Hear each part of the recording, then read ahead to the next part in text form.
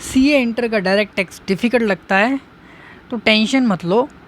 आज से स्टार्ट कर रहे हैं डीटी का chapter 1 basic concepts, super easy language में एग्जांपल्स के साथ।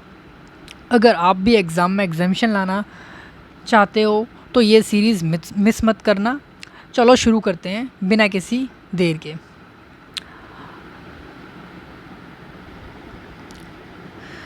तो दोस्तों, यह चैप्टर सीए इंटर के डायरेक्ट टैक्स का फाउंडेशन है। अगर ये चैप्टर सॉलिड हो गया तो आगे का पूरा सिलेबस इजी हो जाएगा। आज हम पढ़ेंगे टैक्स क्या होता है, टैक्स पेयर कौन होता है, असेसमेंट ईयर, प्रीवियस ईयर क्या होते हैं, रेसिडेंशियल स्टेटस के बेसिक्स को देखेंगे और उसके बाद कुछ एग्जांपल्स भी देखेंगे।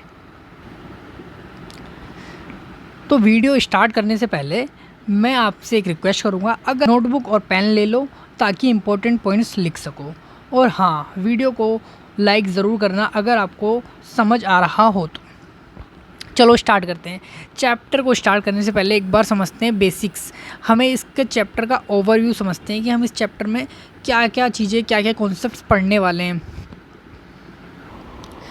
तो इस चैप्टर में कुल मिलाकर हम ये 4 चीज़ें पढ़ने वाले हैं, जिसमें से component of income tax law, steps क्या हैं, टोटल इनकम कैसे निकालते हैं और टैक्स लायबिलिटी कैसे निकलती है। दूसरा कॉन्सेप्ट ये बात आएगी। तीसरे कॉन्सेप्ट में हम कुछ इंपॉर्टेंट डेफिनेशंस पढ़ेंगे, जैसे SSC, assessment year, person income, India, assessment year, previous year, इन सब की डेफिनेशंस के बारे में पढ़ेंगे। और चौथा और लास्ट आपका बेसिस ऑफ चार्ज और टैक्स की रेट क्या रहने वाली हैं, किस इनकम पे कितना टैक्स लगेगा, उन रेट्स के बारे में पढ़ेंगे। तो कुल मिला के ये 4 इम्पोर्टेंट कॉन्सेप्ट्स हमको इस चैप्टर के अंदर पढ़ने हैं। तो पहला कॉन्सेप्ट है आपका component of income tax law.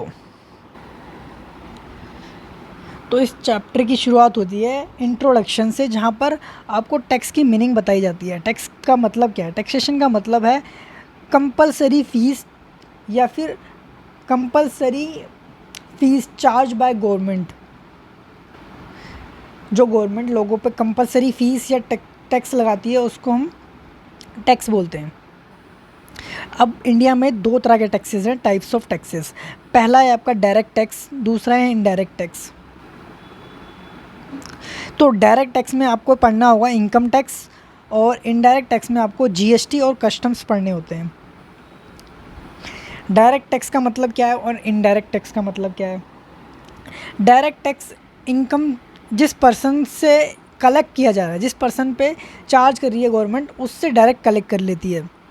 जैसे एग्जांपल के लिए, अगर मिस्टर एक्स से गवर्नमेंट को टैक्स लेना है तो डायरेक्टली मिस्टर एक्स गवर्नमेंट को टैक्स पे कर देगा, ठीक है, डायरेक्टली पे कर देगा। लेकिन इनडायरेक्ट टैक्स का मतलब होता है कि अगर मिस्टर एक्स से टैक्स लेना है तो गवर्नमेंट मिस्टर एक्स से टैक्स ना लेके इसको इनडायरेक्टली लेगी। सपोज करो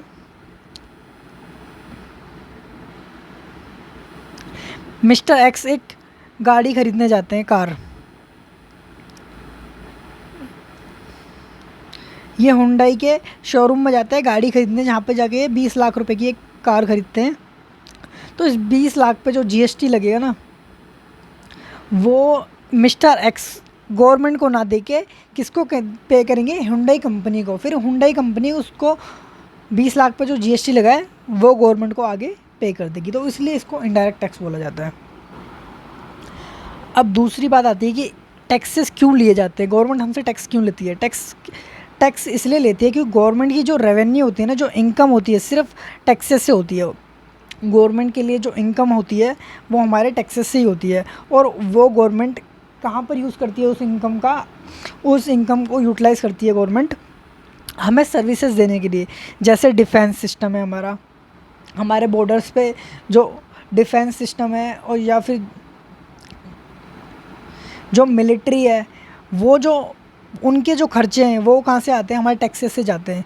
जो हम टैक्स पे करते हैं उनसे उनकी सैलरी देती है गवर्नमेंट, उनसे इक्विपमेंट खरीदती है डिफेंस के, फ्री में एजुकेशन देती है, फ्री में हेल्थ केयर देती है, और इंफ्रास्ट्रक्चर लाइक रोड, डैम्स बनाती है। तो ये सारा डेवलपमेंट हमारे देश का किससे होता है? हम जो टैक्सेस पे करते हैं उन्हीं टैक्सेस से गवर्नमेंट ये सारे डेवलपमेंट करती है, तो इसलिए टैक्स लगाती है गवर्नमेंट।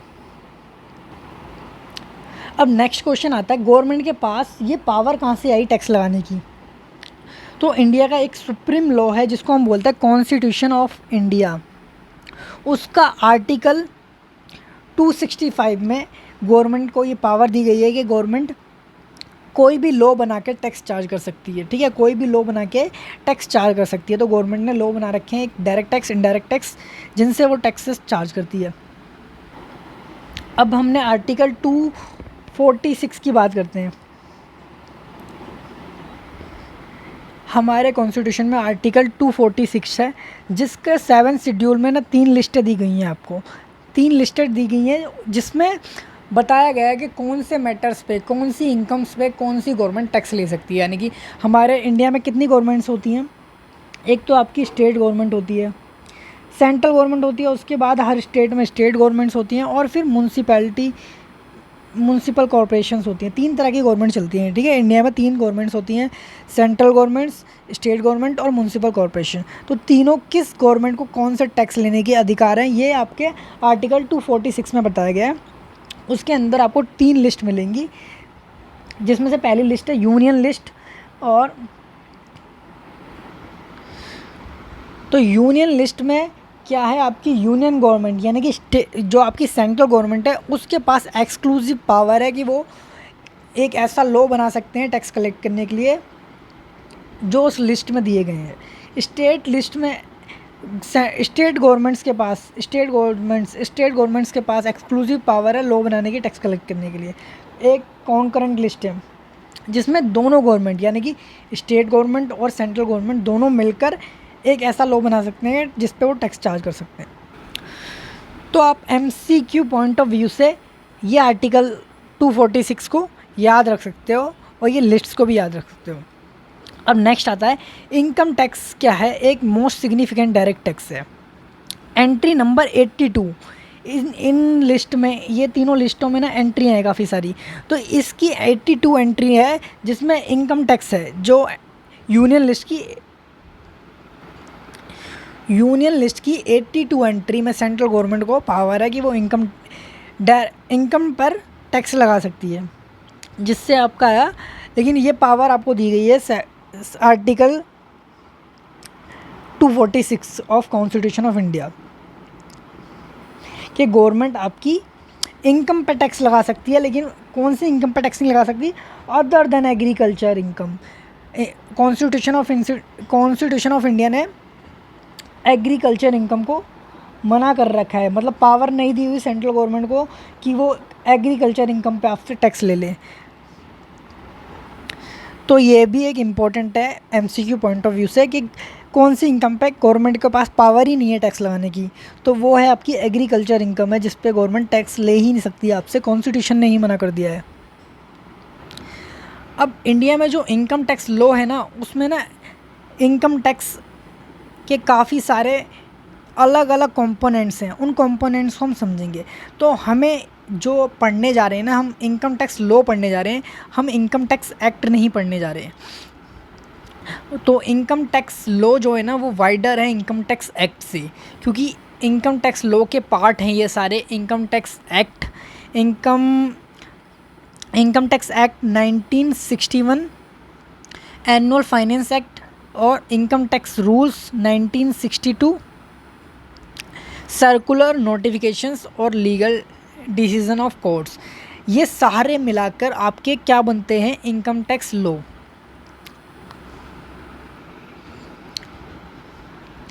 तो आपका जो इनकम टैक्स एक्ट 1961 है वो पूरे इंडिया पे लगता है, पूरे इंडिया पर लगता है, ठीक है। इंडिया में जितनी भी स्टेट हैं उन सब स्टेट में लगता है इनकम टैक्स एक्ट।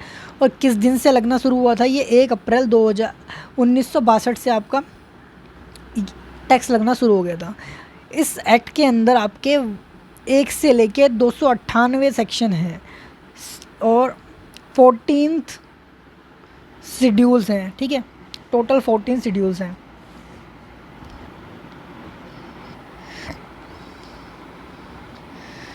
तो इनकम टैक्स एक्ट का एक ऐसा कानून है जिसमें गवर्नमेंट बताती है कि किस तरीके से आपको इनकम टैक्स किस किस इनकम पे लगेगा इनकम टैक्स, कैसे कैसे कलेक्ट होगा, सारा प्रोसीजर जो होता है आपका इनकम टैक्स के कानून पूरा इसमें लिखा हुआ है। जैसे आपको डेफिनेशंस बताते हैं इनकम टैक्स। अब फाइनेंस एक्ट क्या होते हैं, फाइनेंस एक्ट क्या होते हैं, ठीक है। तो हर साल फरवरी में क्या होता है, फाइनेंस मिनिस्टर क्या करती है, इंट्रोड्यूस करती है फाइनेंस बिल। पार्लियामेंट के बजट सेशन में हर साल फाइनेंस बिल इंट्रोड्यूस होता है। जब ये फाइनेंस बिल आपका पास हो जाता है ना बोथ पार्लियामेंट हाउसेस में, ठीक है, पार्लियामेंट हाउसेस में पास हो जाता है बोथ पार्लियामेंट, यानी कि स्टेट गवर्नमेंट भी पास कर देते हैं और सेंट्रल गवर्नमेंट भी पास कर देती है इसको। फिर ये प्रेसिडेंट से असेंट मिलता है, मतलब प्रेसिडेंट इसको साइन करते हैं, तो ये क्या बन जाता है, एक फाइनेंस एक्ट बन जाता है। इसके थ्रू गवर्नमेंट क्या करती है, अमेंडमेंट लाती है अपने एग्जिस्टिंग लॉ में। इनकम टैक्स के एक्ट में अगर कोई भी चेंजेस होते हैं ना, वो हर साल किसके थ्रू होते हैं, फाइनेंस एक्ट के थ्रू होते हैं। अब फाइनेंस एक्ट में भी 4 पार्ट होते हैं, पार्ट 1, पार्ट 2, पार्ट 3 और पार्ट 4। ये आपको इतना डिटेल में पढ़ने की ज़रूरत नहीं है। अब इनकम टैक्स रूल 1962। अगर इनकम टैक्स एक्ट में बोला गया है कि आपको डेप्रीशिएशन कैसे चार्ज करना है किसी असेट्स पे, तो उन्होंने तो सिर्फ बताया कि डेप्रीशिएशन लगेगा, ऐसे ऐसे लगेगा, लेकिन उसकी प्रॉपर कैलकुलेशन कैसे होगी या प्रॉपरली उसको प्रैक्टिकली कैसे इम्प्लीमेंट करना है, वो कहाँ पर बताया जाता है, इनकम टैक्स रूल्स में। गवर्नमेंट इनकम टैक्स रूल्स बनाए हुए हैं कि कैसे कैसे आपको चीज़ें कंप्यूट करनी है। तो इनकम टैक्स रूल्स क्या करते हैं, एक सपोर्ट करते हैं इनकम टैक्स एक्ट के प्रोविजंस को इम्प्लीमेंट करने में। देन आते हैं आपके सर्कुलर्स एंड नोटिफिकेशंस। सर्कुलर्स क्या होते हैं, सर्कुलर्स आपके CBDT, यानी कि CBDT का मतलब समझते हो, central board of direct taxes. Government ने 2 बोर्ड बनाए हुए हैं, डायरेक्ट टैक्स के लिए CBDT बना रखा है और इनडायरेक्ट टैक्स यानी कि GST और कस्टम के लिए CBIC बना रखा है,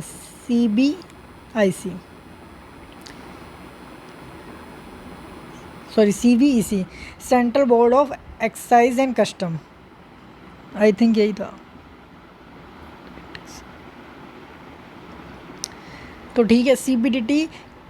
अब जो सर्कुलर्स हैं ना, वो आपके CBDT द्वारा इशू किए जाते हैं। वो किस लिए, कुछ सब स्पेसिफिक प्रॉब्लम्स आती हैं, जैसे इनकम टैक्स एक्ट में कुछ किसी को डाउट आता है किसी प्रोविजंस को समझने में, तो उसके लिए क्या करते हैं, CBDT एक सर्कुलर इशू करती है कि भाई इस चीज़ का डाउट, ये प्रॉब्लम आ रही है टैक्स पेयर्स को, और इसका मतलब यहाँ पर ऐसे आपको इस स्पेसिफिक टर्म्स को आपको ऐसे, और उन डाउट्स को वो वहाँ पर एड्रेस कर देते हैं। कई बार क्या होता है, अपने ऑफिसर्स या SSC को भी वो गाइड करते हैं सर्कुलर और नोटिफिकेशन निकाल के। अब इसमें एक पॉइंट आपको मार्क कर लेना इम्पोर्टेंट, ये वाला पॉइंट आपको याद होना चाहिए। जो भी सर्कुलर्स CBDT इशू करता है ना, वो डिपार्टमेंट पे बाउंड होते हैं, यानी डिपार्टमेंट मतलब इनकम टैक्स का डिपार्टमेंट, वो उनको मानने ही पड़ते हैं। लेकिन जो सर्कुलर SSC पे बाइंडिंग नहीं है। SSC चाहे तो उनको चैलेंज कर सकता है, अगर उसको बेनिफिट हो रहा है तो वो उस सर्कुलर को मान सकता है, अगर उसको बेनिफिट नहीं हो रहा तो वो चाहे तो उसको चैलेंज भी कर सकता है। नोटिफिकेशंस क्या होते हैं, notification of central government issue करती है, और याद रखना ये नोटिफिकेशन दोनों पे बाइंडिंग होती है, डिपार्टमेंट पे भी और SSC पे भी। नेक्स्ट कंपोनेंट हमने देखा था लीगल डिसीजंस ऑफ कोर्ट। ये क्या होते हैं, ठीक है, ऐसे केस लॉज होते हैं, केस लॉज यानी कि पर्टिकुलर केस में क्या मुद्दा था और क्या प्रॉब्लम आई थी, क्या ग्राउंड्स थे, और उनके लिए उन केसेस में कोर्ट ने क्या डिसीजन दिए थे। तो हो सकता है कि उन केस लॉज को आपको रेफ़र करना पड़े अगर आपका भी केस सिमिलर है तो केस लॉज को रेफ़र करना पड़ता है। Decision given by courts. Study of case law is a important and unavoidable part of study of income tax. ठीक है, ये कह रहे हैं कि केस लॉ पढ़ना एक इम्पोर्टेंट और अनअवॉइडेबल पार्ट है अगर आप इनकम टैक्स लॉ समझना चाहते हो तो। It is not possible for parliament to convince and provide all possible issues that may arise in the implementation of income tax. income tax एक इतना वाइड टैक्स है जिसको पार्लियामेंट हर प्रॉब्लम को issue कर दे, हर इशू को रिजॉल्व कर दे, ऐसा possible नहीं है। तो इसलिए क्या होता है, ये केसेस डिस्प्यूट होते हैं और एसएससी कई बार कोर्ट में चले जाते हैं, कोर्ट में जाके अपनी बात रखते हैं कि हमारा केस ये है और इनकम टैक्स ये कह रहा है। तो वहाँ पर क्या करते हैं, जज जो होते हैं, जुडिशरी जो होती है वो दोनों को हियर करती है और डिस्प्यूट हो जाता है कई बार, तो उनको रिजॉल्व करती है और अपने डिसीजन देती है। तो उन जो डिसीजन आते हैं कोर्ट के, उनको हम बोलते हैं केस लो।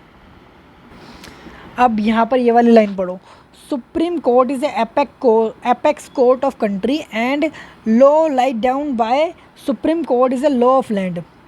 यानी कि सुप्रीम कोर्ट ने अगर कोई जजमेंट दे दिया तो वो लॉ ऑफ लैंड है, मतलब एक तरह से वो लॉ ही है, गवर्नमेंट उसको नकार नहीं सकती अगर सुप्रीम कोर्ट ने अगर कोई जजमेंट दे दिया। Decision given by various high courts will apply in representative states in which such high courts have jurisdictions.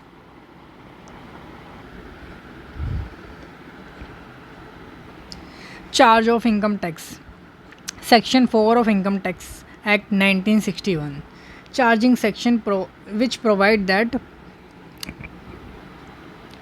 तो सेक्शन 4 आपका चार्जिंग सेक्शन है इनकम टैक्स का, और ये सेक्शन बताता है कि टैक्स लगेगा भाई, टैक्स लगेगा किस रेट से लगेगा, कि जो रेट प्रिस्क्राइब है कहाँ पर, फाइनेंस एक्ट में या इनकम टैक्स एक्ट में या बोथ में। तो कुछ इनकम ऐसी होती है जिन पर जो टैक्स लगता है वो फाइनेंस एक्ट में जो रेट दी जाती हैं हर साल उससे लगता है, और कुछ इनकम टैक्स में पहले से ही रेट दी हुई हैं उन रेट से टैक्स लगता है।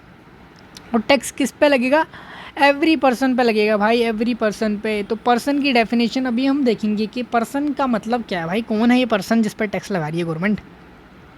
ठीक है, अब टैक्स लगेगा किस पे लगेगा, टोटल इनकम पे लगेगा भाई, टोटल इनकम पे। तो हम इस इनकम टैक्स में आगे समझेंगे कि टोटल ये आधा, मतलब ये टोटल इनकम का मतलब ही आपका आधा सिलेबस है।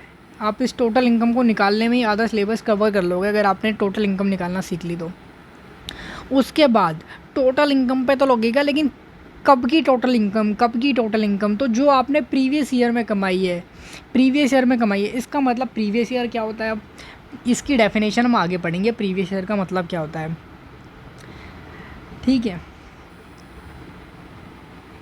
और जो टैक्स लगेगा आपके ऊपर वो वेरियस प्रोविजंस जो इनकम टैक्स में दिए गए हैं उनके हिसाब से लगेगा। ठीक है, समझ लिया आज आपने सेक्शन 4 समझ लिया। अब सेक्शन 4 ने क्या बोला भाई, टैक्स लगेगा, रेट क्या रहेगी टैक्स की, किस रेट से टैक्स लगेगा।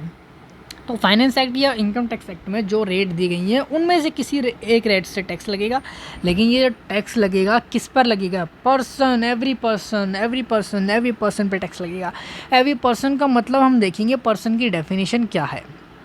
उसके बाद पर्सन पर तो टैक्स लगेगा, लेकिन पर्सन की कौन सी इनकम पर टैक्स लगेगा, टैक्स क्या है, इनकम टैक्स मतलब इनकम पर लगने वाला टैक्स। तो टोटल इनकम, एक पर्सन की जो टोटल इनकम है उस पर टैक्स लगेगा। टोटल इनकम का मतलब क्या होता है, कैसे कंप्यूट होती है, इसको हम पूरे इनकम टैक्स में यही समझने वाले हैं कि टोटल इनकम का मतलब क्या है। और ये टोटल इनकम कौन से साल की, क्या जब से उसने जन्म लिया है धरती पर तब से की टोटल इनकम पे टैक्स लगेगा, नहीं, हर साल की टोटल इनकम पे लगेगा अलग अलग टैक्स। ठीक है, चलो सेक्शन 4 आपका ख़त्म हो जाता है। उसके बाद आपका टोटल इनकम की बात आती है, टोटल इनकम वाला टॉपिक आता है आपका। टोटल इनकम और टैक्स पेबल आपको निकालना कैसे, अभी हम देख रहे थे टोटल इनकम का मतलब क्या है, तो अब समझते हैं हम टोटल इनकम का मतलब क्या है। टोटल इनकम की तो सबसे पहले प्रोसीजर समझेंगे हम टोटल इनकम कैसे निकालते हैं। ठीक है, टोटल इनकम निकालने के लिए सबसे पहला स्टेप है आपको डिटरमाइन करना रेसिडेंशियल स्टेटस मतलब होता है कि आप इंडिया में कितने दिन रहे, आपने इंडिया की जो इंफ्रास्ट्रक्चर है या फिर जो रिसोर्सेज हैं उनको कितना यूज़ में किया, तो उस हिसाब से आपके ऊपर टैक्स लगेगा। लेकिन अगर आप इंडिया में ज़्यादा रहे तो आपको ज़्यादा टैक्स देना पड़ेगा। अगर आप इंडिया में कम दिन रहे, यानी कि आप इंडिया के रेसिडेंट नहीं बने, तो आपको कम टैक्स देना पड़ेगा। तो ठीक है, गवर्नमेंट टैक्स लेती है जो इंडिया के बंदे हैं, मतलब जो इंडिया में रहते हैं, उनसे तो पूरा टैक्स लेती है, जो इंडिया के बाहर के बंदे हैं उनसे भी थोड़ा बहुत टैक्स लेती है। तो यही रेसिडेंशियल स्टेटस होता है, ये आपको पता लगाना होता है हर बंदे का। आपको एक एक पर्सन, यानी कि हर बंदा, मतलब मेरा बंदे से मतलब है यहाँ पे पर्सन, हर पर्सन का आपको रेसिडेंशियल स्टेटस निकालना होता है। वो हर साल के लिए निकालना होता है, अलग अलग हो सकता है फाइनेंशियल ईयर में 24-25 में कोई बंदा रेसिडेंट हो और इसके अगले साल वो नॉन रेसिडेंट बन जाए, तो ऐसा पॉसिबल है, ठीक है। तो आपको हर ईयर वाइज जब भी आप किसी इनकम के किसी बंदे की टैक्स निकालोगे तो आपको सबसे पहले उसका रेसिडेंशियल स्टेटस पता होना चाहिए। क्यों पता होना चाहिए? क्योंकि रेसिडेंशियल स्टेटस में क्या है, अगर कोई बंदा इंडिया का है, या मतलब इंडिया में रेसिडेंट है, तो उसकी सारी इनकम पर टैक्स लगने वाला है। अगर कोई बंदा नॉन रेसिडेंट है तो उसकी कुछ लिमिटेड इनकम पर ही टैक्स लगने वाला है, ठीक है। तो रेसिडेंशियल स्टेटस इनकम टैक्स में 3 तरह के रेसिडेंशियल स्टेटस हैं, ठीक है। तो सबसे पहले 2 तरह के हम बोल सकते हैं, ब्रॉडली 2 तरह के। रेसिडेंट होता है एक बंदा, या तो कोई पर्सन रेसिडेंट होगा या नॉन रेसिडेंट होगा। रेसिडेंट में फर्दर 2 क्लासिफिकेशन है, resident and ordinarily resident but not ordinarily resident, ठीक है। रेसिडेंट 2 तरह के हो सकते हैं, इसको हम बोलते हैं आर एंड ओ आर, इसको बोलते हैं हम R and N O R. तो ये 2 तरह के रेसिडेंशियल स्टेटस हैं रेसिडेंट के अंदर, और होता है एक नॉन रेसिडेंट। और एक कॉन्सेप्ट आता है आपका डीम्ड रेसिडेंट, मतलब कोई इंडिया का पर्सन है, इंडियन ओरिजिन मतलब इंडिया की पैदाइश है उसकी, या फिर उसके पेरेंट्स की या ग्रैंड पेरेंट्स की, तो उसको हम क्या बोलते हैं, इंडियन ओरिजिन का पर्सन है वो। अगर वो किसी भी कंट्री में, इस दुनिया की किसी भी कंट्री का रेसिडेंट नहीं बनता उनके टैक्स लॉ के हिसाब से, तो भारत की सरकार बोलती है भाई तुम हमारे रेसिडेंट बन जाओगे, ठीक है। तो ये होता है आपका रेसिडेंशियल स्टेटस। फिर दूसरा स्टेप्स में आपको क्या करना पड़ता है, इनकम कंप्यूट करनी पड़ती है, 5 हेड्स की इनकम निकालनी पड़ती है, ठीक है। रेसिडेंशियल स्टेटस निकालने के बाद आपको क्लासिफिकेशन करना होता है अपनी इनकम को डिफरेंट हेड्स में। अब इनकम टैक्स के अंदर ना 5 मेजर हेड है जिसमें आपको इनकम कंप्यूट करनी होती है, जिसमें पहला हेड आपका आता है सैलरी हेड, दूसरा हेड आपका आता है हाउस प्रॉपर्टी, तीसरा हेड आपका आता है कैपिटल गेन, चौथा हेड आपका आता है प्रॉफिट फ्रॉम बिजनेस, प्रॉफिट और gain from business and profession, fifth आपका आता है अदर सोर्स।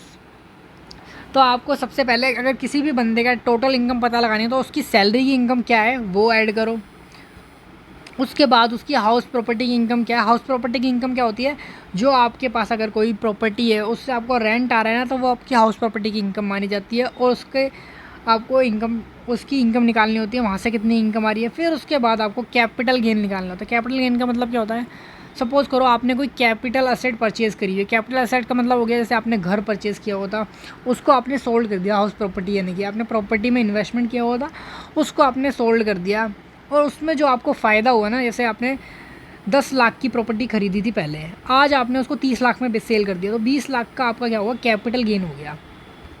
तो ये गेन जो है इस पर टैक्स लगेगा जिस साल में आप उसको सेल करोगे, ठीक है। ऐसे ही आपका प्रॉफिट फ्रॉम बिजनेस गेन, अगर आप कोई प्रॉफिट करते हो, सॉरी, अगर आप कोई बिजनेस करते हो, यानी कि आपकी कोई दुकान है या आपकी कोई शॉप है, या आप किसी भी तरह का बिजनेस करते हो, फैक्ट्री है आपकी, या आपका कोई रेस्टोरेंट है, या आप कोई प्रोफेशन करते हो, यानी कि आप CA हो, CS हो, लॉयर हो, या फिर डॉक्टर हो, आपकी कोई प्रोफेशनल इनकम है, तो वहाँ से जो आपको इनकम आती है उसको आपको PGBP हेड में टैक्सेबल करना होता है। उसके बाद अगर कोई भी इनकम किसी बंदे की इन 4 हेड के अंदर नहीं आ रही, मतलब 4 हेड के अंदर कवर नहीं हो रही, फिर भी उसने वो इनकम कमाई है, तो वो कहाँ पर टैक्सेबल होगी, other source, income from other source, ठीक है। Income from other source, IFOS के अंदर, ठीक है। तो ऐसी इनकम कौन सी होती है, बैंक इंटरेस्ट, ठीक है। आपने बैंक में FD करी थी, वहाँ से आपको इंटरेस्ट मिला, तो वो इनकम कहाँ पे टैक्सेबल होगी, सैलरी में टैक्सेबल नहीं होगी, हाउस प्रॉपर्टी में टैक्सेबल नहीं होगी, कैपिटल गेन में टैक्सेबल नहीं होगी, PGBP में भी नहीं होगी, इसलिए वो आपकी टैक्सेबल कहाँ पर होगी, अदर सोर्सेज में। तो ये आपको दूसरा स्टेप आपका ये है। सबसे पहला स्टेप क्या था, हमने देखा कि आपको पहले स्टेप के अंदर क्या करना था, अपनी रेसिडेंशियल स्टेटस पता लगाना था। उसके बाद अपनी 5 हेड्स की इनकम को जोड़ना था, अपनी इनकम को पता लगाना था कि मैंने पूरे साल में कितनी इनकम कमाई और वो किस किस हेड में आती है। ठीक है, हेड्स ऑफ इनकम, जैसे मैंने अभी आपको ऊपर एग्जांपल दिए थे वही यहाँ पर लिखा है heads of income. Salary income, income from house property, income from business, sorry profit and gain from business और प्रोफेशन, कैपिटल गेन और इनकम फ्रॉम अदर सोर्सेज। ये 5 हेड है, और ये 5 हेड नहीं, ये 5 चैप्टर हैं आपके अलग अलग।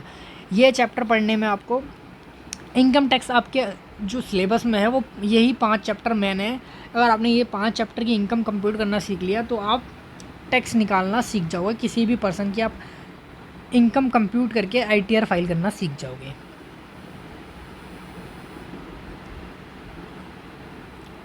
तो आपको सैलरी या पेंशन की इनकम आती है वो टैक्सेबल होगी आपकी सैलरी हेड में। रेंटल इनकम आती है तो आपकी इनकम फ्रॉम हाउस प्रॉपर्टी में टैक्सेबल होने वाली है। अगर आप कोई बिजनेस कर रहे हो या फिर प्रोफेशन करते हो वहाँ से आपको इनकम जो आती है वो किस हेड में टैक्सेबल होगी, profit and gain from business and profession में टैक्सेबल होगी। अगर आपको प्रॉफिट होता है सेल करने पर, capital gain sorry capital asset को अगर आप सेल करते हो वहाँ से आपको प्रॉफिट होता है तो कहाँ पर टैक्सेबल होगा, कैपिटल गेन हेड्स में। जैसे कैपिटल असेट क्या होती है आपकी, लैंड हो सकती है, बिल्डिंग हो सकती है, कोई शेयर्स हो सकते हैं, आपने शेयर्स खरीदो किसी कंपनी के वो भी हो सकते हैं। तो आपको ये 5 हेड की इनकम को एग्रीगेट करना होता है। फिर आपकी फिर थर्ड स्टेप में आपको क्या करना होता है, कंप्यूट करनी होती है इनकम अंडर ईच हेड। ठीक है, आपको क्लासीफाई कर दिया आपने आपकी कौन कौन सी इनकम किस हेड में है। उसके बाद आपको एग्रीगेट करके क्या करना होता है, आपकी हर हेड में इनकम को कंप्यूट करना है। हर हेड की इनकम, सैलरी पर टैक्स कैसे लगेगा, ये सैलरी चैप्टर पढ़ेंगे हम, तब वहाँ पे देखेंगे कि सैलरी पर टैक्स कैसे लगता है, क्या क्या प्रोविज़न है, कौन सी सैलरी का कौन से पार्ट पर टैक्स लगता है। इनकम फ्रॉम हाउस प्रॉपर्टी कैसे कंप्यूट करते हैं। सपोज़ करो मेरे पास एक प्रॉपर्टी है, वहाँ से मेरे को 10,000 रुपये महीने का रेंट आ रहा है, तो मेरी सालाना इनकम कितनी हो गई, 1,20,000। तो इस 20 लाख पर टैक्स कैसे लगे, सॉरी 1,20,000 पे कैसे टैक्स लगेगा, ये हम किस चैप्टर में पढ़ेंगे, हाउस प्रॉपर्टी में। आपको बिजनेस और प्रॉफिट PGBP से, मतलब profit and gain from business and profession हो रहा है तो उसकी इनकम पर टैक्स इनकम कैसे निकलेगी वो हम इस चैप्टर में पढ़ेंगे अलग से। कैपिटल गेन अलग चैप्टर है और अदर सोर्सेज आपका अलग चैप्टर है। तो स्टेप 3 में हमने क्या करना है, हर हेड की इनकम को पता लगाना है उस SSC की। उसके बाद आपको क्या करना होता है, डिडक्शंस होते हैं। आपका डिडक्शन का एक चैप्टर आता है, कुछ बेनिफिट देती है सरकार आपको। आप 5 हेड की इनकमों को, 5 जो हमने ऊपर हेड देखे उन सबको जोड़ के सरकार बोलते हैं कुछ खर्चे हम आपको क्लेम करने देंगे। कुछ खर्चे जब आप अपनी टोटल इनकम निकाल लोगे तो उसमें से हम कुछ आपको डिडक्शंस देंगे, उनको क्या बोलते हैं, डिडक्शंस बोलते हैं। कुछ खर्चे हम आपको उसमें से माइनस करने देंगे। अगर आपकी टोटल 5 हेडों की इनकम मिला के 10 लाख आ रही है तो आप इनमें से कुछ माइनस कर सकते हो, मतलब कम पर टैक्स दे सकते हो। कम पे टैक्स कैसे दोगे, आपको डिडक्शंस माइनस करने पड़ेंगे। डिडक्शंस क्या क्या होते हैं, जैसे आपने, सरकार बोलती है अगर आपने LIC करा ली ना, LIC करा ली और LIC का प्रीमियम आपका 10,000 रुपये महीने जाता है तो 1 साल का ये भी कितना हो गया, 1,20,000। तो हम ये 1,20,000 ना आपको यहाँ से कम करने देंगे, मतलब आप यहाँ से माइनस कर लो 1,20,000। तो ऐसे कुछ खर्चे हैं जो सरकार बोलती है कि आप अगर ये खर्चे करते हो तो हम आपको वो आपकी इनकम से माइनस करने देंगे और आप उन पर टैक्स नहीं लेंगे आपसे। कुल मिला के ये बात है, ठीक है। तो वो डिडक्शंस आपको कैलकुलेट करने हैं और वो माइनस करने हैं।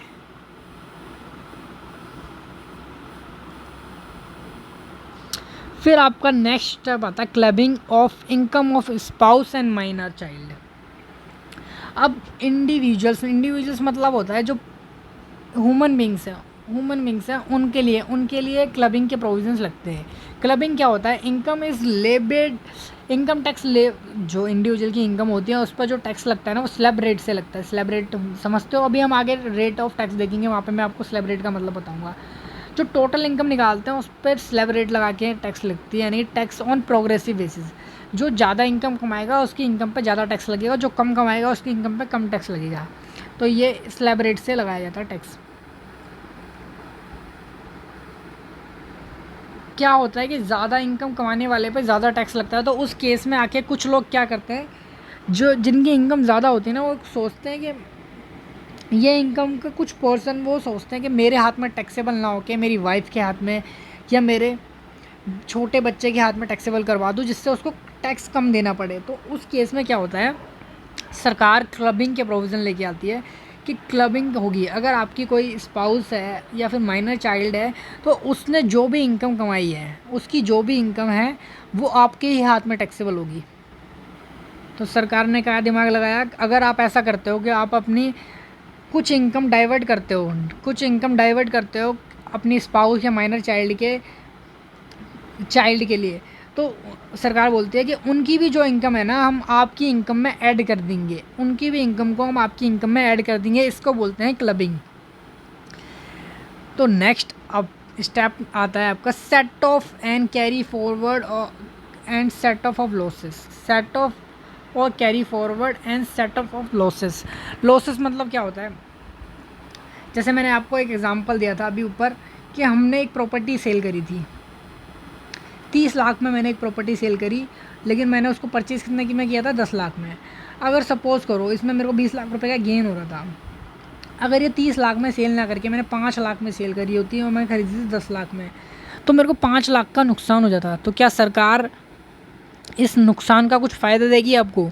बिल्कुल देगी। सरकार क्या बोलती है, इस नुकसान को हम बोलेंगे, आप इस नुकसान को यानी कि लॉस को क्या कर सकते हो, आप कैरी फॉरवर्ड कर सकते हो फ्यूचर ईयर में। जब भी आप दोबारा कभी भी आपके कैपिटल गेन हेड में टैक्स आएगा, कैपिटल गेन हेड में टैक्स आएगा या किसी भी हेड में टैक्स आएगा, तो वहाँ से आप इस इनकम को ना, तब इस लॉस को वहाँ से सेट ऑफ कर लेना। मतलब आपकी इनकम अगर बाद में 10 लाख आती है तो आप इस 5 लाख का डिडक्शन ले लेना तब हमसे, ठीक है। तो सरकार ऐसा बोलती है। तो इसको हम क्या बोलते हैं, सेट ऑफ या फिर कैरी फॉरवर्ड। अगर आपकी करंट ईयर में ही सेट ऑफ कर सकते हो तो करंट ईयर में कर लो। अगर करंट ईयर में आप सेट ऑफ नहीं कर पा रहे, आपकी इनकम नहीं है उतनी, तो आपको क्या करना है, ये लॉस आपका कैरी फॉरवर्ड हो जाएगा फ्यूचर ईयर में। तो नेक्स्ट स्टेप यही है, carry forward and set of. अगर आप कोई लॉसेस आपके ऐसे हैं जिसको आप सेट ऑफ कर सकते हो, तो सेट ऑफ कर लो अपनी इनकम से। अभी तक हमने कितने स्टेप पढ़े थे, ठीक है।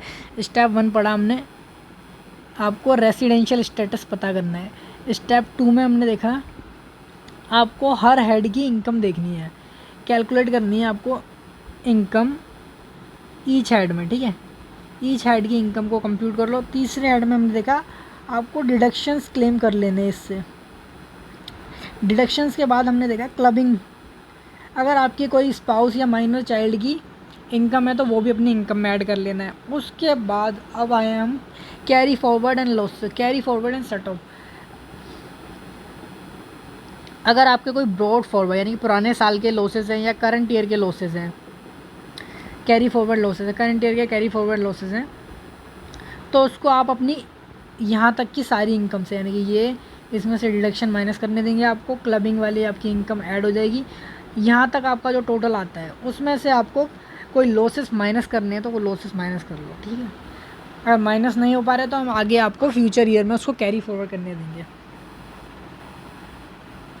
तो अभी हम 5वें स्टेप पे हैं, ये वाले स्टेप पे।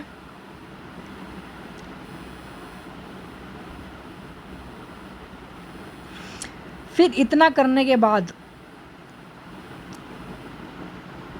आपके पास आ जाएगी आपकी ग्रॉस टोटल इनकम।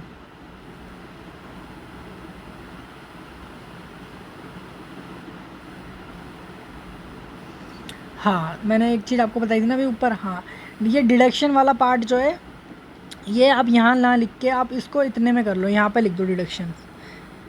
ये आपका 4 हो जाएगा, सॉरी ये आपका 4 आ जाएगा, ये आपका 3, ये आपका 4 और ये आपका 5। यहाँ पर डिडक्शन माइनस कर लो, यहाँ तक आपकी हो गई ग्रॉस टोटल इनकम। ये बोलेंगे हम ग्रॉस टोटल इनकम। यहाँ से आप डिडक्शंस माइनस करोगे, डिडक्शंस माइनस करोगे तो यहाँ पे आपके पास आएगी टोटल इनकम। जिस टोटल इनकम का हम ऊपर जिक्र कर रहे थे, फिर आपके पास टोटल इनकम आ जाएगी।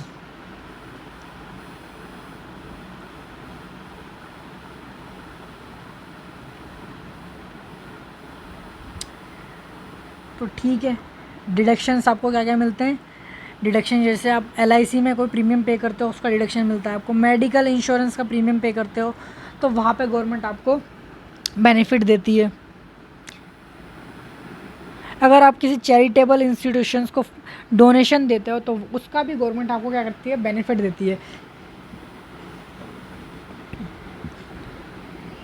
तो हम इसके बारे में डिटेल में चर्चा करेंगे जब हम डिडक्शन का एक सेपरेट चैप्टर है आपके में, उस चैप्टर पे आएंगे तो हम इसके बारे में डिडक्शन के बारे में डिटेल में बात करेंगे कि कौन सा डिडक्शन आपको किस कंडीशन पे आप गवर्नमेंट अलाउ करती है।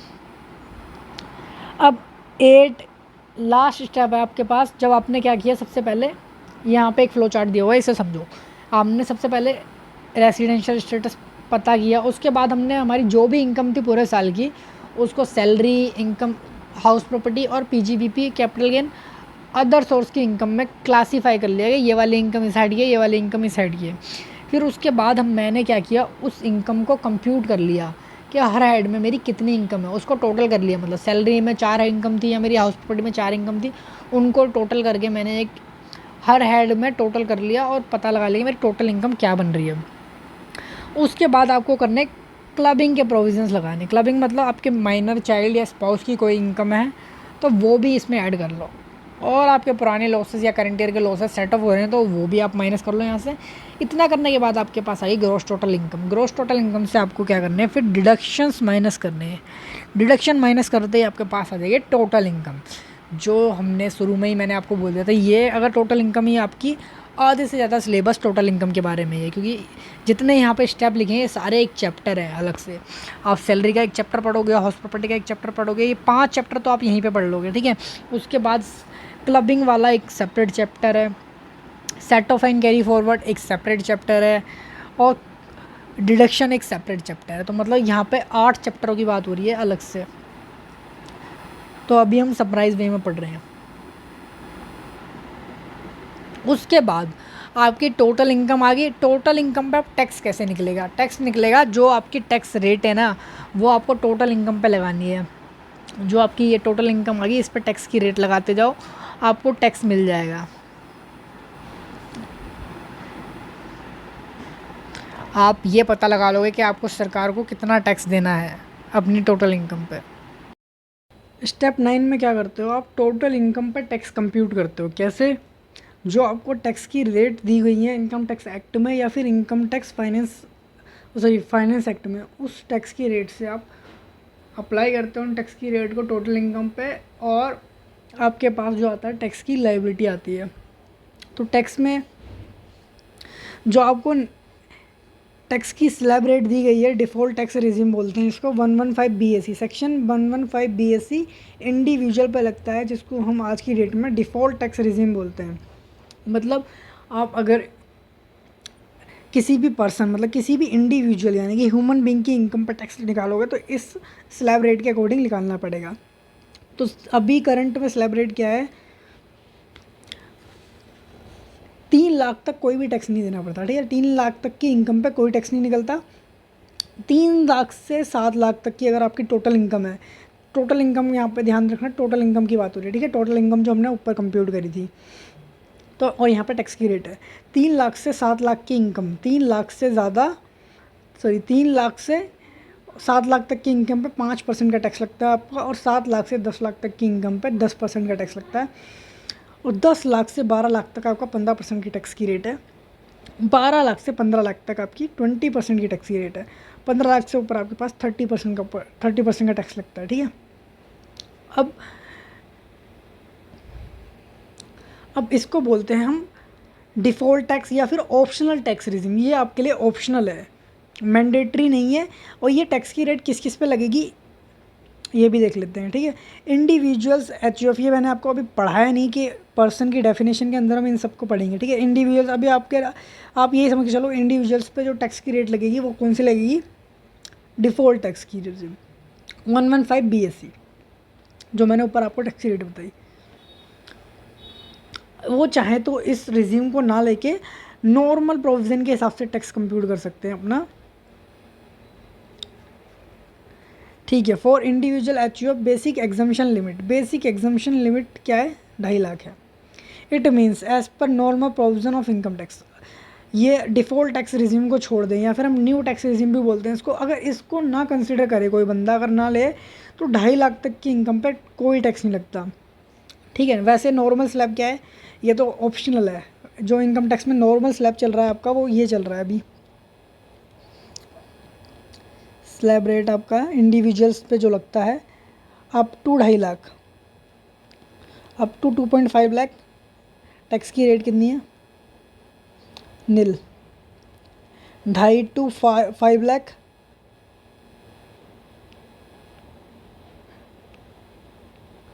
10%।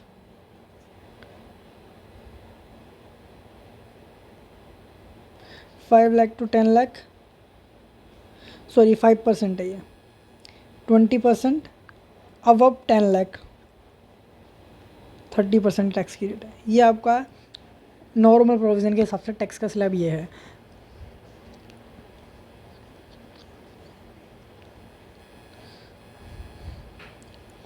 ठीक है, वही यहाँ पर बताया गया है इन्होंने कि 2.5 लाख तक का जो आपकी जिस लिमिट तक आपका टैक्स नहीं लगता 2.5 लाख तक, उसको हम बोलते हैं basic exemption limit. Normal provision के हिसाब से ऐसे टैक्स लगता है आपका। लेकिन अगर आपकी इनकम 2.5 लाख से ज़्यादा है लेकिन 5 लाख से कम है तो आपको 5% का टैक्स देना होता है। अगर आपकी टोटल इनकम 5 लाख से 10 लाख के बीच है तो आपको 20% का टैक्स लगता है, और हाईएस्ट टैक्स रेट 30% है, यानी कि 10 लाख से ऊपर 30% का टैक्स देना होता है। इसके बाद क्या होता है टैक्स की लायबिलिटी, ये तो हमने सीख लिया अभी तक टोटल इनकम कैसे निकलनी है। अब टैक्स की लायबिलिटी क्या होती है, कई बार टैक्स की लायबिलिटी में क्या होता है, टैक्स जो आपने टैक्स ऊपर निकाला वो तो होता ही है, उसके साथ में आपको क्या करना पड़ता है, एजुकेशन सेस, ये हर इनकम में आपको लगाना होता है। टैक्स की जो लायबिलिटी ऊपर मान लो हमने जो भी स्लैब रेट से आई, हमारे 1 लाख रुपए की लायबिलिटी आई, तो इस पर 4% शायद सेस हमेशा लगेगा 10% का, और सरचार्ज भी लगता है कई बार। लेकिन सरचार्ज अब वो कैसे लगेगा वो देखते हैं, ठीक है। सरचार्ज भी लगता है। सरचार्ज क्या होता है, अमीरों पे लगता है, अमीरों पे लगने वाला टैक्स है। और कई बार क्या होता है आपको रिबेट भी मिलती है, रिबेट लेस करते हैं हम 87A में, तो ये ऐड करते हैं, ये ऐड करते हैं और ये लेस करते हैं हम। इसके बाद जो आता है ना इसको हम टैक्स लायबिलिटी बोलते हैं। टैक्स लायबिलिटी इसमें से हम अपना TDS जो हमारा कटा है TDS कटा है, या फिर TCS है, TDS TCS है, ये अभी हम आगे पढ़ेंगे कॉन्सेप्ट, TDS TCS का कॉन्सेप्ट क्या होता है, या फिर एडवांस टैक्स, ये भी माइनस कर लेते हैं जो हमने टैक्स पहले से ही ऑलरेडी पे किए हुए हैं गवर्नमेंट को। अगर हमने कोई टैक्स ऑलरेडी पे किया हुआ है तो फिर इसके बाद हमारा या तो इनकम टैक्स रिफंड आता है, या फिर रिफंड आएगा, या फिर आपकी टैक्स पेबल आएगा। ठीक है, रिफंड या पेबल आता है, फिर नेट में आपकी लायबिलिटी आती है। तो ठीक है, सरचार्ज और रिबेट अंडर सेक्शन 87A समझते हैं। सरचार्ज क्या है, आपका एक एडिशनल टैक्स है जो किस पे लगता है, अमीर लोगों पे लगता है।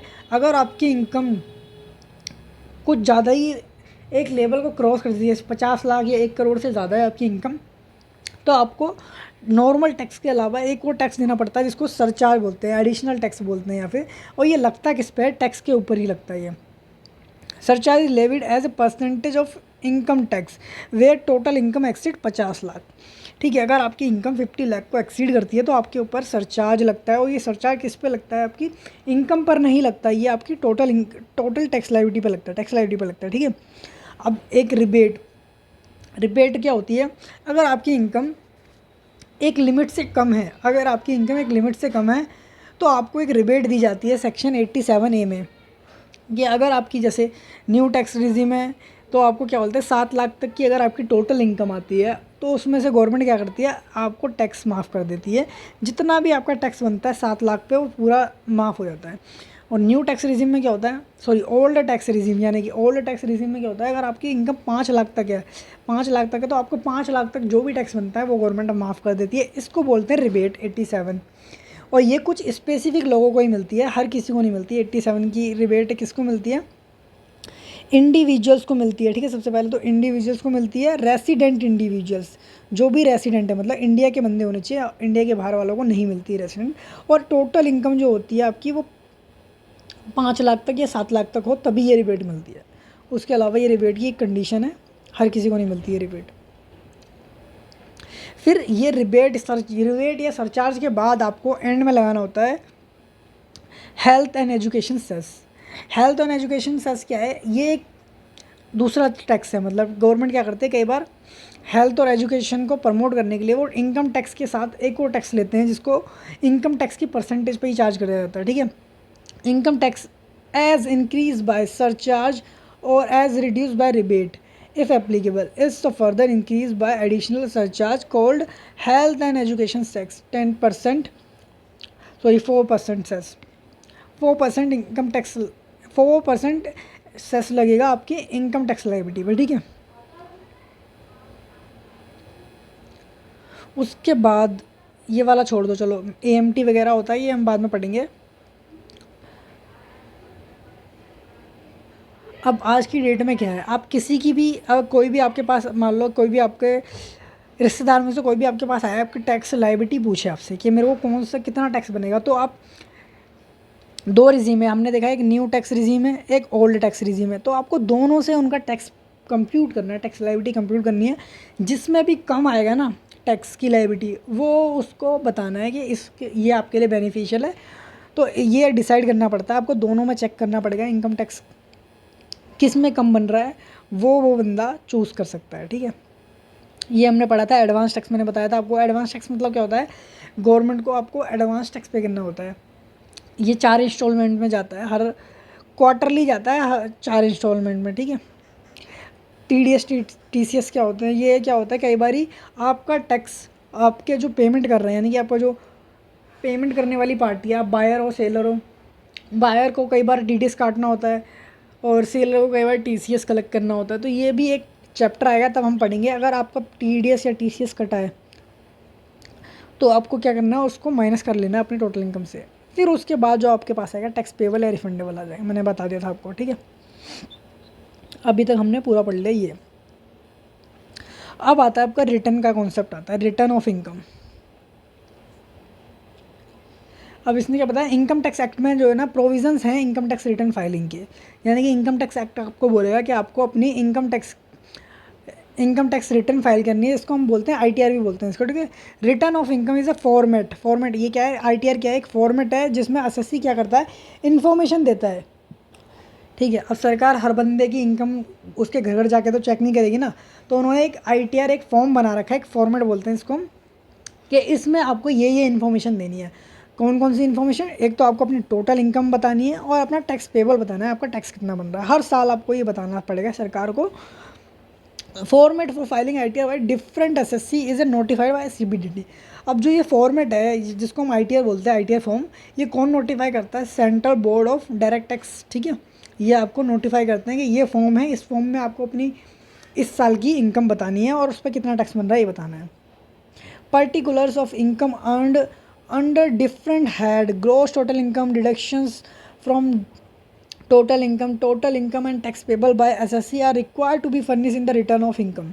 ये सारी इन्फॉर्मेशन जो हमने ऊपर पढ़ी थी 8-9 चैप्टर मैंने बताया था आपको, 5 हेड की इनकम्स, उसके बाद clubbing, set of, carry forward, deductions, ये सारे आपको क्या करने पड़ेंगे, उस रिटर्न के फॉर्मेट में डालने होंगी, ये सारी इन्फॉर्मेशन वहाँ बतानी होंगी। ये सारी आपको उस फॉर्मेट में डिक्लेयर करना है, उसको बोलते हैं हम ITR फॉर्म। ये हर साल भरनी होती है आपको 31 जुलाई तक, ठीक है। जैसे फाइनेंशियल ईयर 24-25 है, तो इसकी जो ITR जाएगी वो फाइनेंशियल ईयर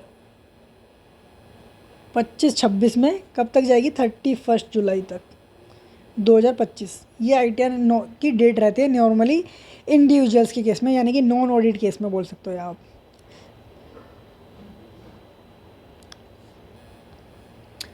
अब कुछ इम्पोर्टेंट डेफिनेशंस के बारे में हम पढ़ेंगे, ये मैं इंतज़ार कर रहा था आपको पढ़ाने के लिए। इस चैप्टर में इम्पोर्टेंट है सबसे ज़्यादा, ठीक है। अब हम कई बार बोल रहे थे SSC मतलब होता है ऐसे पर्सन्स जिनको इनकम टैक्स एक्ट में कोई भी टैक्स पे करना है, जिनको कोई भी टैक्स पे करने की लायबिलिटी आती है, उनको बोला जाता है, ठीक है। अगर रुको, पहले हम ना पर्सन की डेफिनेशन पढ़ते हैं, SSC की डेफिनेशन बाद में पढ़ेंगे, पहले पर्सन की डेफिनेशन। हाँ ये रही,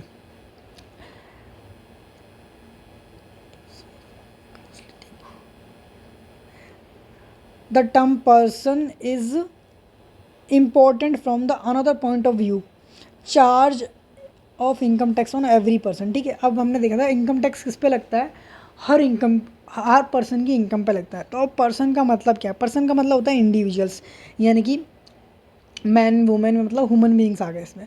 HUF होता है, HUF मतलब हिंदू अनडिवाइड फैमिली। ये एक बिजनेस करने का ओल्ड तरीका है, ठीक है, एक एंटिटी है, बिजनेस एंटिटी है। उसके बाद कंपनीज होती हैं, यानी कि private limited company, public limited company और लिस्टेड कंपनी, ये सारी आपकी कंपनी में आ गई। तो इनको पर्सन की डेफिनेशन में इंक्लूड किया गया। Firms, partnership firm, LLP, limited liability firm बोलते हैं इसको हम। उसके बाद AOP BOI, यानी कि AOP का मतलब होता है आर्टिफिशियल जुडिशियल, सॉरी नहीं, AOP का मतलब होता है एसोसिएशन ऑफ पर्सन, और BOI का मतलब होता है body of individuals. Local authorities में आपके ये आ जाते हैं आपके म्यूनसिपैलिटीज़ वगैरह। उसके बाद आर्टिफिशियल जुडिशियल पर्सन मतलब ऐसे लोग जो, जैसे मंदिर, मस्जिद, इनको भी इनकम आती है कहीं ना कहीं से। मंदिरों में काफ़ी सारा चंदा चढ़ता है, मस्जिदों में भी चंदा चढ़ता है, गुरुद्वारा, चर्च वगैरह, इन सब में क्या होता है, इनकी भी इनकम होती है। इनको तो इनकी इनकम पे जो टैक्स लगेगा वो भी टैक्स, इनको भी टैक्स देना है, इनको भी कवर किया गया है क्योंकि पर्सन की डेफिनेशन में। तो ठीक है, अब इन्होंने बताया कि इंडिविजुअल का मतलब क्या है। जैसे मैंने आपको पहले ही बता दिया, नेचुरल पर्सन यानी कि ह्यूमन बींग्स, बहुत इंक्लूड होंगे इसमें, मेल्स एंड फीमेल्स।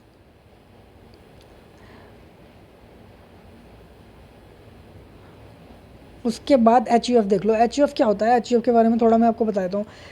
मैंने बताया था, Hindu undivided family is treated as a separate entity for purpose of assessment. It include in the definition of term person, ठीक है। पर्सन की डेफिनेशन में HUF को अलग से रखा गया है। अब HUF क्या है आपका? HUF का मतलब ना आपको कहीं भी इनकम टैक्स एक्ट में डिफाइन नहीं किया गया है। तो एक्सप्रेशन क्या है इसका? The expression is however defined under the Hindu law as family, ठीक है, विच कंसिस्ट ऑल मेल। तो HUF में क्या होता है? एटलीस्ट नहीं, all male lineally descendant from common ascendant include their wives and daughters, ठीक है। कॉमन पेरेंट्स और ग्रैंड पेरेंट्स के जो ऑल मेल मेंबर्स हैं ना, वो क्या कर सकते हैं, एक अपना HUF क्रिएट कर सकते हैं, और उस HUF में उनकी वाइफ्स और डॉटर्स भी हो सकती हैं, ठीक है। सम जो कुछ मेंबर्स होते हैं ना, मेंबर्स जो होते हैं HUF के, उनको को पार्टनर्स बोला जाता है। और जो हेड होता है ना, जो हेड होता है इनका, क्या कहते हैं, HUF का हेड होता है, उसको कर्ता बोला जाता है। अब आपके पास ना दो तरह के स्कूल ऑफ हिंदू लॉ हैं। इसको एक को बोलते हैं दया भागा स्कूल और मिताक्षरा स्कूल। दया भागा क्या लगता है आपका? वेस्ट बंगाल और असम के स्टेट में आपका दया भागा स्कूल लगता है, और मिताक्षरा स्कूल आपका रेस्ट ऑफ इंडिया में लगता है, इन दोनों स्टेट को छोड़ के। इन दोनों में डिफरेंस क्या है, ठीक है। प्रीवलेंस कहाँ पर है इसका? दया भागा का वेस्ट बंगाल और असम में, और मिताक्षरा का रेस्ट ऑफ इंडिया, बाकी सारे इंडिया में ही लगता है। अब इसमें रूल क्या है, ठीक है, ये लो क्या बोलता है? Nobody acquire right share in the property by birth as long as head of family is alive. Daya भागा स्कूल का लो, हिंदू लो क्या बोलता है? जब तक उस फैमिली का हेड जिंदा है, उसकी प्रॉपर्टी में कोई भी पार्टिसिपेट नहीं करेगा, उस हेड की प्रॉपर्टी में किसी का भी शेयर नहीं है। दस the children do not acquire right share in the family property, ठीक है। वो फैमिली की प्रॉपर्टी में कोई भी राइट नहीं रखते as long as his father alive. उनके फादर जब तक जिंदा है, उनका प्रॉपर्टी में कोई हक नहीं होता। Only the death of father the children will acquire right share in the property. जैसे ही उनके फादर की डेथ होती है, वो उस प्रॉपर्टी में शेयर एक्वायर कर लेते हैं। Hence father and his brother would be copartner of HUF, यानी कि उसमें क्या करते हैं, उस अगर वो HUF बनाते हैं तो उसमें उनके फादर के साथ उनके ब्रदर तो हो सकते हैं, लेकिन उनके बच्चे नहीं हो सकते उस HUF में, ठीक है। अब दूसरी तरफ जो आपका वेस्ट बंगाल और असम की बात हो गई, तो वेस्ट बंगाल और असम के अलावा जो बाकी जगह है इंडिया में, वहाँ पे क्या होता है, बाय बर्थ आप क्या कर लेते हो, अपने फैमिली के जो भी प्रॉपर्टी है उसमें हिस्सा ले लेते हो। One acquire right to the family property by his birth. जैसे ही आपका बर्थ होता है, आपका जो फैमिली की प्रॉपर्टी ना, उसमें आपका राइट आ जाता है। Note succession in respective of the fact elders are alive. Thus, every child born in the family acquire a right or share in the family property. जो भी चाइल्ड उस घर में जन्म लेता है, चाहे वो मेल है फीमेल है, तो वो उसमें क्या करता है, उनका राइट हो जाता है उनकी प्रॉपर्टी में। तो ये लो हमने देख लिया दया भागा मिताक्षरा, इसको आप याद भी रख सकते हो। उसके बाद आपका कंपनी की डेफिनेशन है। कंपनी में तो कोई भी कंपनी हो सकती है, इंडियन कंपनी, फॉरेन कंपनी, या फिर पब्लिक कंपनी, प्राइवेट कंपनी, ठीक है। क्लासिफिकेशन ऑफ कंपनी देख लिया हमने, डोमेस्टिक में आती है इंडियन कंपनी या फिर फॉरेन कंपनी में आ सकती है। जो कंपनी इंडियन कंपनी नहीं है वो फॉरेन कंपनी है।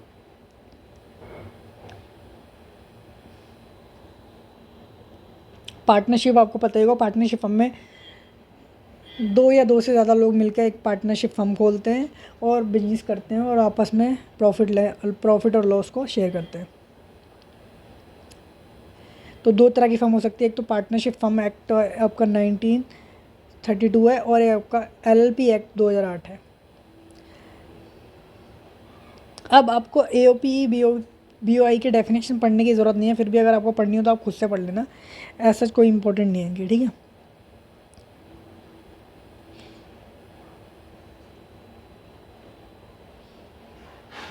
जैसे लोकल अथॉरिटी का मैंने बता ही दिया था, municipal committees, district boards, body of ports, commissioner, other authority legally entitled to interest by government, ये सब आपके लोकल अथॉरिटी में आ जाते हैं। आर्टिफिशियल जुडिशियल पर्सन्स में आप क्या जाते हैं, बार काउंसिल्स, यूनिवर्सिटीज़,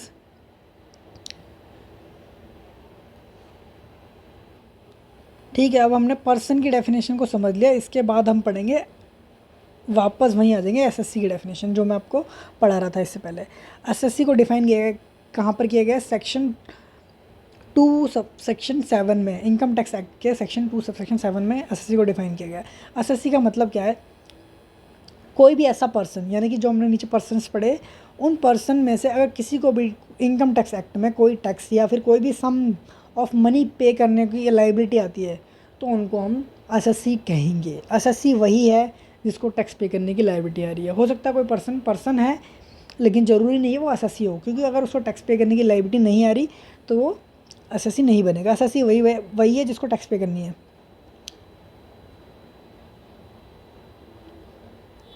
तो ये था SSC के बारे में, हमने पढ़ लिया।